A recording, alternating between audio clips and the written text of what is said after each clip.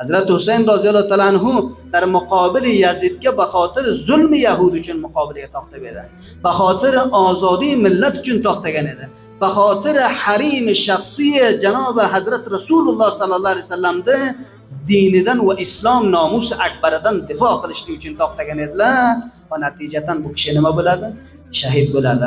Bir darsi umdai Karbalo yo Ashuroi day Muharram mana shu narsadir. Ummat islomiga o'rgatganda fasodni muqobiliga, zulmni muqobiliga, beadolatlikni muqobiliga islomiy ummatga sharm ordiki bor hamma birday xomush to'xtasa, boyat jonuni va qonini to'ksin, misliki Hazrati Husayn radhiyallohu ta'ala anhu sayyida shabob ahlil jannah, jannatni javon shahidlaridan birtasi bu kishidir. Ikkinchisi mas'ala azodorlik. Voqean ki Janob Rasululloh sallallohu alayhi vasallamning durdona nevaralarini dunyodan ketishligi kulli ummati islomiga bir g'amdir, bir darddir. Husayn roziyallohu ta'ala anhuning shahodati ne tanho bir qishr va bir mazhab va bir guruhga xos bo'lgandek bo'lsa, balki kulli ummati islomining qalbi jarhadordir bu qaziyaga. Ammo bu ma'no emasdiki bor har bir shaxsiyatiki tarixga o'tgan bizlar azodorlik ko'rsatsak, musulmon kishilarda bir ro'zi ham beazo o'tmaydi. Ali radhiyallohu ta'ala anhu otalari shahid minbar va mehrob emasmilar?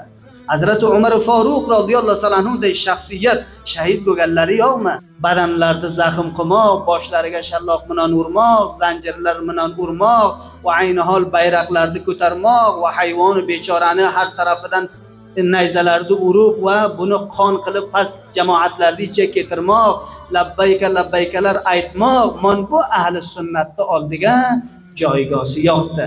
Ammo Rasululloh sallallohu alayhi vasallamning nevaralari dunyodan ketishlik ne tanho bir jamoatga bo'lsa, balki kulli ummati islomining qalblari nimada? Jarhadorda. Hatto Karbaloga shahid bo'lgan pillasiga ashabi Rasul Xudo bor edilar. Shunday g'ayratlari jo'sh kelganligidan yig'laydi, ko'zlaridan yosh keladi. Ey zolim Yazid, ey afrodi zolimi Yazid, shu Rasul Xudoniki Hazrat Husayn roziyallohu ta'ala anhuning o'zlariga oyoqlaring bilan tepasan va nayzalaring bilan bunlarini ko'zlarini doq qilasan. Va valloh qasam, hamma biz shohidmizki Madina-i Munawvaraga muborak payg'ambar islom mehrob ustlariga to'xtaganda Husayn roziyallohu ta'ala anhu mayda bacha edi, keldilar, minbardan tushib peshonalaridan o'pib va o'zlaridan ruxsorlaridan o'pdi. Burus sen oyog'ing bilan lagatmot tepasan. Ahli tashayyu bunga hurmat berganlikdan boyat bizlar xo'shallik qilgandek bo'lsak, boyat bizlar izhor surur qilgandek bo'lsak, ko'zlarimizga surma qo'ysak, nihoyat zebo kolalarni kiysak, dar muqobil ularga bavar qiling jaholatdir.